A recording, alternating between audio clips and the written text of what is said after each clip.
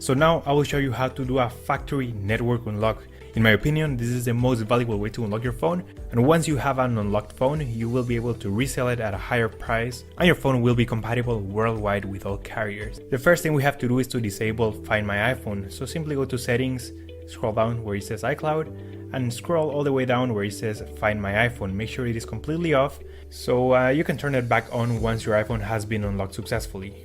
Alright, so then we have to get the IMEI number. Simply open your dial pad and type *#06#. So as you will see, your 15-digit IMEI number will appear. You can also find this number on the back part of the box of your phone or also in the SIM card tray. Alright, so this is by far the most important part of the whole unlocking process. Now keep this number somewhere close as we will need it in a few seconds to unlock this phone. Alright, so now we're gonna use the computer. iTunes saying congratulations, your iPhone has been unlocked.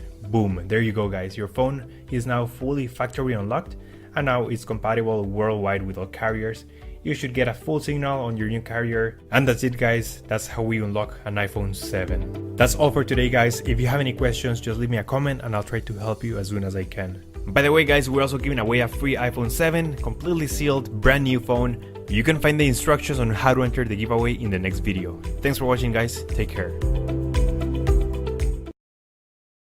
Although the new iPhone 8 still sports a 12-megapixel rear camera like its iPhone 7 predecessor, Apple has improved its internals with an all-new sensor that captures better video and lets in more light. The larger 8 Plus gets dual 12-megapixel cameras to support Apple's new portrait lighting feature, and both get new slow-sync flash. To learn how that works and see how it compares to the 7's flash, click the card above or use the link at the end of the video. In this video, I'll be comparing the iPhone 8 against the iPhone 7, focusing on autofocus speed and accuracy, detail, color reproduction, and dynamic range. We tested autofocus by taking 20 photos as fast as possible while alternating focus between the subject and background. In our test, we noticed that the 7 would not take a photo until all lateral motion stopped. The iPhone 8, on the other hand, focuses so quick it was able to take perfectly sharp photos while panning. There's a lot of photos we'll be covering to illustrate image quality, so make sure to pause the video when you want to take a closer look. Let's start with some low light photos. In this portrait mode photo, you can instantly tell that the 8 is exposed brighter and has more vibrant colors. Zooming in, we notice the 8 has much more detail. In this wide photo, we see the 8 producing better colors and much better detail in the leaves and branches.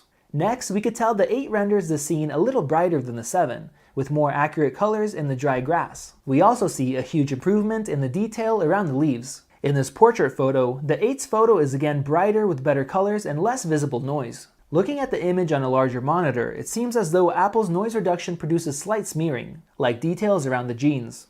But this wasn't noticeable on the iPhone screen. Here, we can see less noise in the sky, and when cropping in, more saturated colors and much more detail. In this portrait mode photo, the iPhone 8 and 7 look extremely similar, but it seems the iPhone 7 over-sharpens the image, leaving crispy aliasing lines in areas like the eyebrows. This is also a good time to show off the portrait lighting feature exclusive to the 8 and 10 iPhones, which allows you to change the lighting of the subject and add studio effects, even in post. Now here is one with a huge difference in rendered detail. Interestingly, this shot came out to be 3.6 megabytes on the 7 and 4.7 megabytes for the 8. We reproduced the shot 3 times to make sure the results were correct. In this close-up shot, there isn't as much of a difference, but you could still see better color accuracy and more detail in the iPhone 8 version. And the same goes for this shot. You really can't tell the difference until you crop in.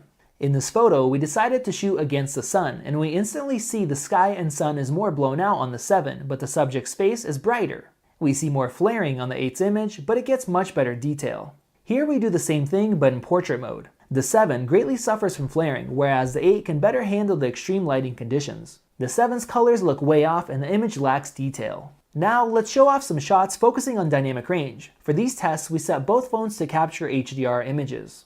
In this shot, the 8 shows much more information within the shadows. Cropping in on the clock tower, you can see that the 7 is blowing out detail. Here, the 8 is properly exposing for the shadows under the bridge, as well as retaining highlight details. The 7's image is blown out, greatly washing out the details and colors as a result. Now here is one with an obvious difference. Both examples are similar in detail, but the 7 has higher contrast. The 8 is closer to what you would see with your eyes, but it does go a little overboard on the HDR. You can add some contrast back in to make it look more natural in post.